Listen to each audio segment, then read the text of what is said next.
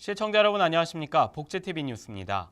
2018 평창 동계 패럴림픽 대회 1년을 앞두고 강릉에서 제3회 평창 패럴림픽 대회가 열렸습니다. 휠체어 컬링 대회를 시작으로 오는 4월까지 종목별 테스트 이벤트가 진행됩니다. 현장에 정두리 기자가 다녀왔습니다. 대한민국 평창을 뜨겁게 할 2018 평창 동계 패럴림픽. 총 6종목 경기가 펼쳐지는 대회는 2018년 3월 9일 대단원에 막을 올립니다. 대회를 1년 앞두고 지난 4일 강릉 컬링센터에서는 제3회 평창 패럴림픽 대회가 진행됐습니다. 대회 관계자와 지역 주민들이 함께한 이날 행사는 패럴림픽을 알리고 관심을 모으기 위한 당부와 다짐이 이어졌습니다. 남은 기간 동안 저를 비롯한 조직이 임직원들은 2018 평창대회의 성공은 패럴림픽의 완성으로 이루어진다는 마음가짐으로 패럴림픽에 대한 세심한 배려와 함께 한국인 특유의 정으로 대회를 완벽히 준비하겠습니다. 특히 이날 강릉 컬링센터에서는 평창 패럴림픽의 첫 테스트 이벤트인 2017 세계 휠체어 컬링 선수권 대회가 개막했습니다. 빙판 위 고도의 전략과 전술의 스톤 전쟁. 오는 11일까지 펼쳐지는 대회는 10개국 선수단이 참가해 평창 패럴림픽 출전 포인트를 얻기 위한 경쟁이 펼쳐집니다. 한국 선수단은 이날 첫 상대로 미국을 만나 1엔드에서 3점을 내줬지만 이후 점수를 차곡차곡 채워 7엔드에서 역전에 성공. 마지막 8엔드에서 3점을 더하며 8대4로 승리를 거뒀습니다. 저도 힘들었지만 저희 팀 동료들이 조금 첫날이라 좀 긴장한 것도 있고 해서 그 부분이 조금 어느 정도는 좀 힘든 것 같아서 그 부분이 내일은 조금 좋아질 것 같은 생각이 드니까 좀 더 응원해 주시면 고맙겠습니다. 한편 평창과 강릉에서는 휠체어 컬링에 이어 스노우보드, 노르딕 알파인 스키, 아이스 슬레지하키 테스트 이벤트가 다음 달까지 이어집니다. 복지TV 뉴스 정두리입니다. 부양 의무자 기준 때문에 빈곤한 삶에서 최소한의 국가 도움조차 받지 못하는 사각지대에 놓인 사람들이 증가하고 있는데요. 최근 대선 후보자들 사이에서도 부양 의무자 기준에 대한 개정의 이야기가 나오고 있습니다. 이와 더불어 장애계가 정부를 향한 부양 의무자 기준 폐지를 촉구하는 행진을 연일 이어가고 있습니다. 이명아 기자입니다. 나는 나의 가족에게 돈을 주고 싶어도 줄 수 없습니다. 내가 돈을 주는 만큼 국가는 부양비를 받았다고 하면서 그 돈을 삭감할 거니까요. 이제는 내가 살고 싶은 인생을, 그리고 엄마의 인생을, 동생의 인생을 원하는 대로 행복하게 살고 싶습니다. 그러기 위해서 반드시 부양의무제가 폐지되어야 합니다. 부양의무자는 기초수급 신청자의 배우자나 부모, 일촌 직계혈족 등입니다. 국가는 가족이 서로를 돕고 살도록 부양의무자 기준을 마련해 개인의 소득이나 재산이 적더라도 부양의무자의 소득과 재산이 있다면 기초수급을 받을 수 없게 했는데요. 하지만 부양의무자에게 실제 도움을 받지 못하는데도 불구하고 수급권에서 탈락하는 사람들이 있습니다. 지난 2015년 한국복지패널 기초분석 보고서에 따르면 기초생활보장제도 수급을 신청한 사람 중 80.17%가 어려운 생계를 해결하기 위해서 수급을 신청했다고 답변했습니다.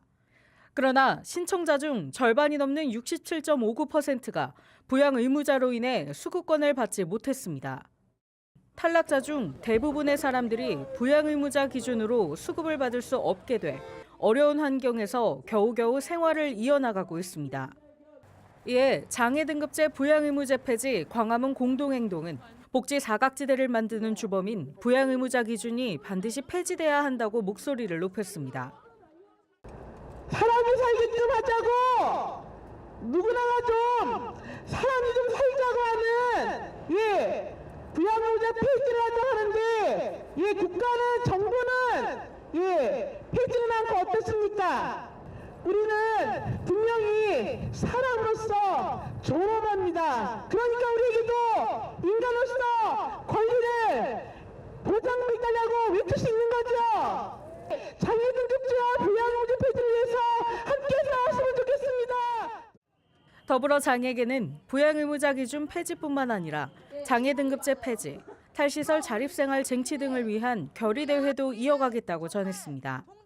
복지TV 뉴스 이명화입니다. 복지TV 뉴스가 부분 개편을 통해 새롭게 변화합니다. 발달장애인 진행자가 직접 방송 기사를 쉽게 만들고 직접 참여하는 코너인데요. 지금부터 안호준이 전하는 모두가 알기 쉬운 뉴스를 시작해 보겠습니다. 함께 만나보시죠. 안녕하세요. 모두가 알기 쉬운 뉴스를 전하게 될 안호준입니다. 이번 시간에 제가 전해드릴 소식은 복지TV 뉴스 1299회 방송에서 전해드렸던 한국판 나 다니엘 블레이크 이야기입니다. 얼마 전 개봉했던 영화 다니엘 블레이크를 기억하시나요? 예전부터 앓고 있던 병이 악화돼 일을 할 수 없게 된 주인공 다니엘 블레이크. 도움을 청하기 위하여 관공서에 방문하지만 복잡한 절차로 번번이 좌절하게 됩니다. 영화의 명장면으로 꼽히는 관공서 담벼락에 나는 다니엘 블레이크다로 시작하는 메시지를 적어가는 주인공. 영화와 다르지 않은 현실을 살아가는 한국 사회를 비판하는 목소리가 사회보장위원회가 위치한 국민연금공단 앞에 울려 퍼졌습니다. 나는 장애와 가난을 더 이상 증명하고 싶지 않습니다. 나는 장애와 가난을 더 이상 증명하고 싶지 않습니다. 지난달 15일 장애계와 시민사회단체는 정부의 잘못된 복지정책, 예를 들면 활동지원 서비스의 경우 여기서 잠깐 활동지원 서비스에 대해서 알고 가야 할 것 같은데요. 혼자서는 일상생활을 하기 어려운 장애인이 밥을 먹을 때나 어딘가를 갈 때 활동보조인이 함께 하면서 도움을 주는 서비스가 바로 활동지원 서비스입니다. 몇몇 지자체에서는 활동보조인이 24시간 필요한 장애인들에게 활동지원 서비스 24시간 제공을 약속했었지만 여기서 잠깐 혼자서는 일상생활을 하기 어려운 장애인에게 활동지원 서비스를 24시간 제공하지 못하면 어떻게 될까요? 간단하게 얘기해보면 혼자서 자고 있는데 살고 있는 건물에 불이 나면 어떻게 탈출해야 할까요? 누군가의 도움이 있었다면 충분히 살 수 있었지만 신고를 해줄 리가 없어서 또는 휠체어에 혼자서 올라탈 수 없어서 죽은 장애인이 한두 명이 아니라는 사실 알고 계셨나요? 정부는 사회보장기본법을 이유로 들어 지자체의 24시간 활동지원 서비스 지원을 막은 상황입니다.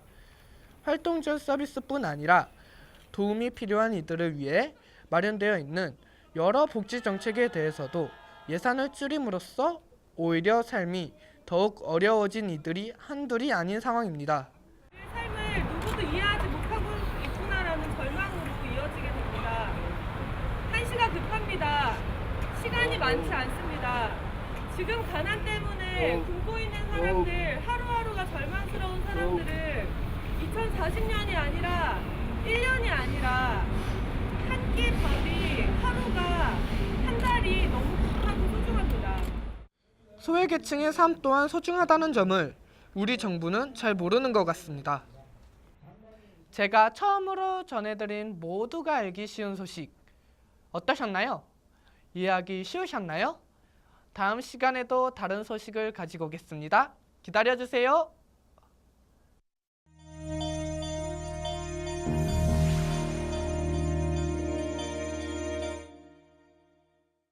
대구시립희망원 대책위원회가 생활인 인권유린과 횡령 등 비리가 불거진 희망원 사태를 알리고 이 사태 해결을 촉구하는 서한을 교황청에 전달했습니다.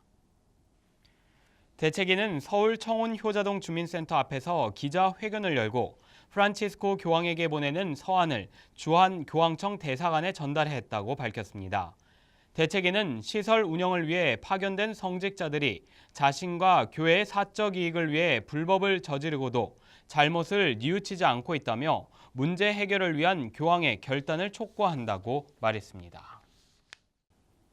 국가인권위원회가 요양병원에 입원한 노인의 인권보호를 위해 보건복지부 장관에게 적절한 의료 서비스 제공을 위한 규정 정비를 마련하라고 권고했습니다.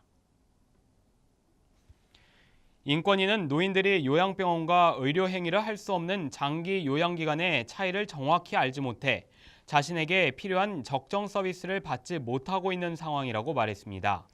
특히 인권위가 요양과 장기 입원이 그 기능과 취지 등이 다른 만큼 요양병원에서 장기 입원이 필요한 노인 환자에게 적정한 의료 행위를 할 수 있도록 요양병원의 요양, 장기 입원 개념을 관련 법령에 명확하게 규정할 필요가 있다고 밝혔습니다. 경북 포항에서 노인들의 일자리 창출을 확대하고 보다 나은 행복한 노년을 맞이하기 위한 준비가 시작됐습니다. 2017년 노인사회활동 지원 발대식이 열렸는데요. 정두리 기자입니다. 경상북도 포항시는 지난 2일 문화예술회관 대강당에서 2017년 노인 일자리와 사회참여 활동 지원 사업 발대식을 가졌습니다.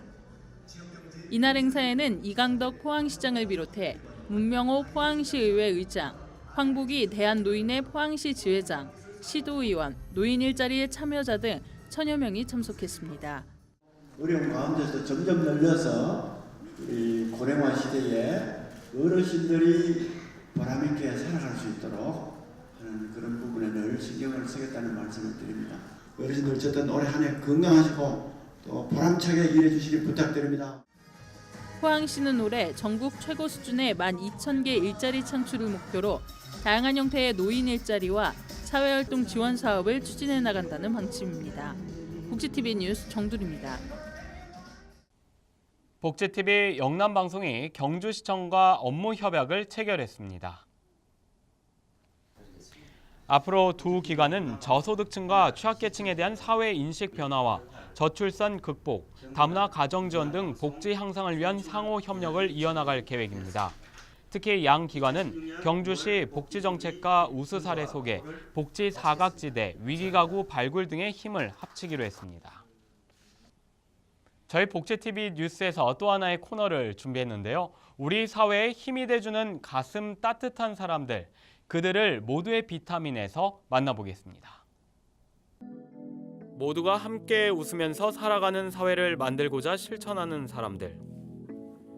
시간 날 때마다 어려운 이웃들을 찾아 자원봉사와 기부를 통해 더불어 사는 삶을 실천하는 이들. 이들의 소식을 우리는 언론 매체를 통해서 쉽게 접할 수 있는데요. 뿐만 아니라 직업으로서 보이지 않는 곳에서 묵묵히 어려운 이웃을 위해 현장을 누비는 사회복지사들. 오늘은 서울시립 남부 장애인종합복지관에서 근무하고 있는 최승혁 사회복지사의 하루를 함께 만나보겠습니다.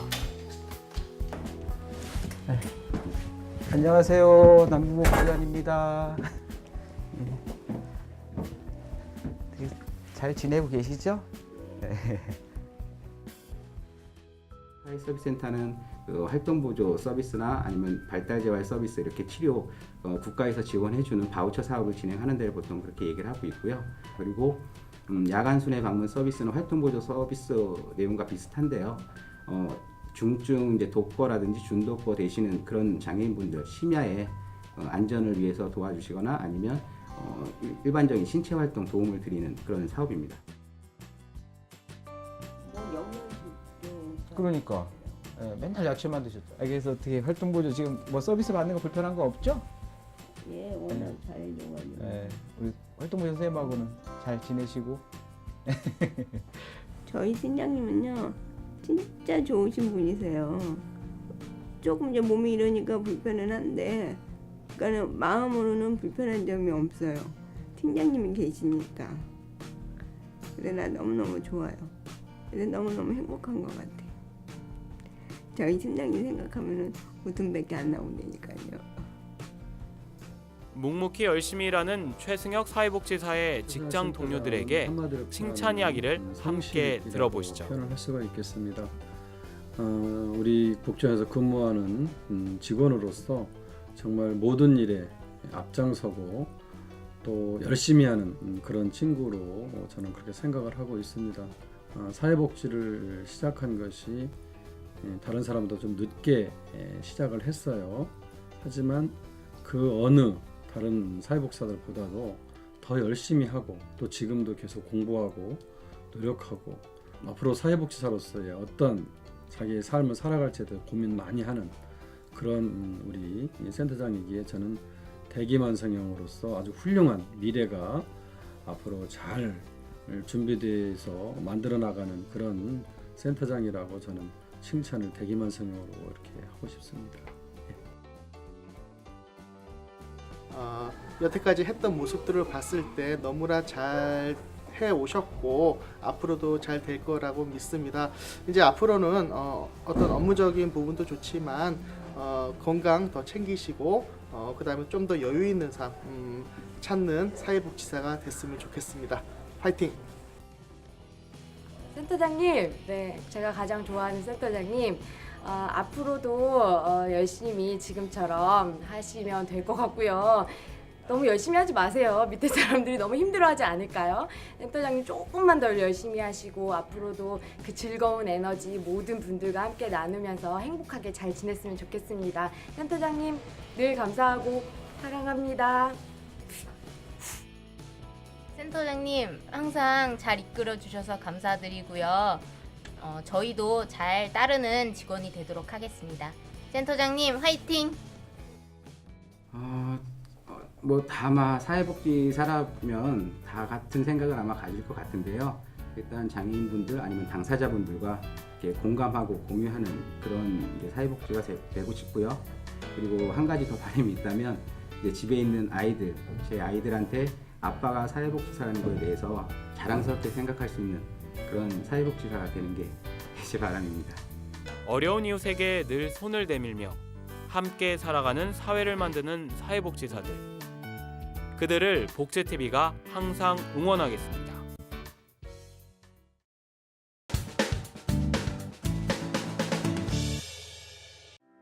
서울시립 남부장애인종합복지관에서는 장애인들의 일자리 창출을 위해 복지관 내에서 카페 동동 사업을 실시하고 있습니다.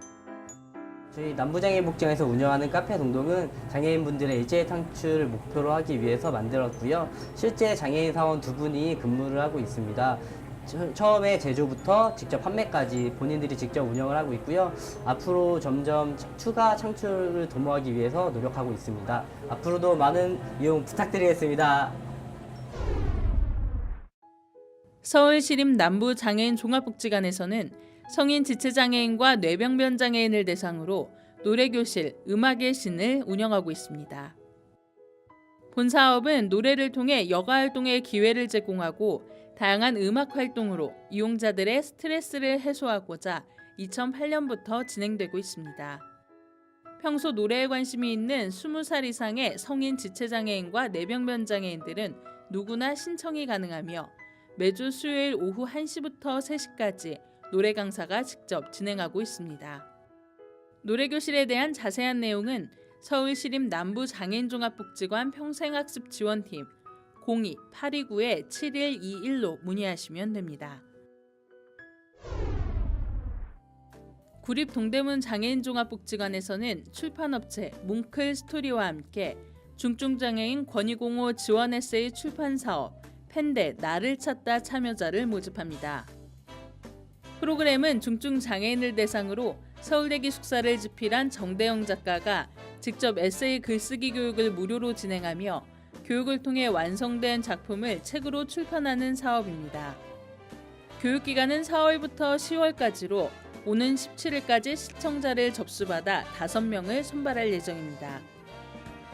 보다 자세한 사항은 구립 동대문 장애인 종합복지관 070-4522-4741로 문의하시면 됩니다. 이어서 간추린 뉴스를 전해드립니다. 한국장애인재단이 이달 15일까지 대학생 홍보 서포터즈 허브 메신저 13기를 모집합니다. 주요 활동으로는 블로그와 SNS를 활용한 장애 인식 개선 콘텐츠 제작과 UCC 영상, 카드 뉴스 제작 등입니다. 활동 기간은 8월까지며 신청은 재단 홈페이지에서 신청서를 내려받은 후 이메일로 접수하면 됩니다. 한국발달장애인 가족연구소가 5월 1일부터 11월 30일까지 발달장애 강사가 진행하는 발달장애 이해교육 내 장애는 내가 전문가 사업을 진행합니다. 교육 내용은 장애로 인한 차별 경험 나눔과 발달장애 소개 영상 시청 등입니다. 신청 기간은 이달 30일까지며 연구소 홈페이지에서 신청서를 내려받은 후 전자우편으로 신청하면 됩니다. 서울시가 올해 어린이 보호구역을 20곳 확대하고 과속 경보 표지 등 안전시설을 보강합니다.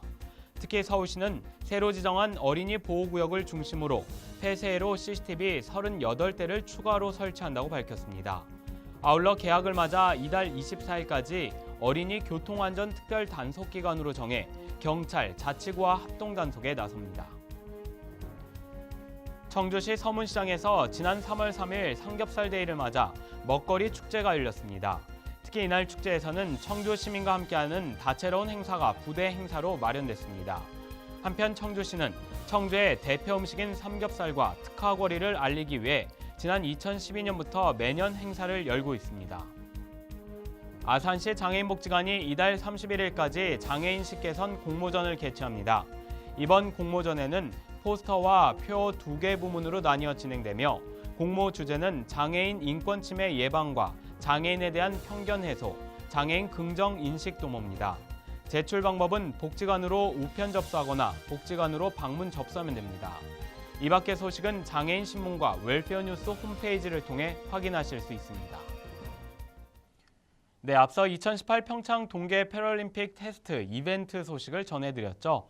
2017 세계 휠체어 컬링 선수권 대회가 강릉에서 열리고 있는 가운데 저희 복지TV도 이번 대회를 녹화 중계해드릴 예정입니다. 오는 10일 오전 10시에 대한민국 대 러시아의 경기인데요. 시청자 여러분의 많은 시청 바랍니다. 나눔과 배려를 실천하는 방송 복지TV 뉴스를 마칩니다. 시청해주신 여러분 고맙습니다. 우리 주변에서 일어나는 불공정한 사례부터 억울한 사연, 따뜻한 미담까지 장애인 신문과 웰페어 뉴스 홈페이지를 통해 보다 다양한 소식을 접할 수 있습니다.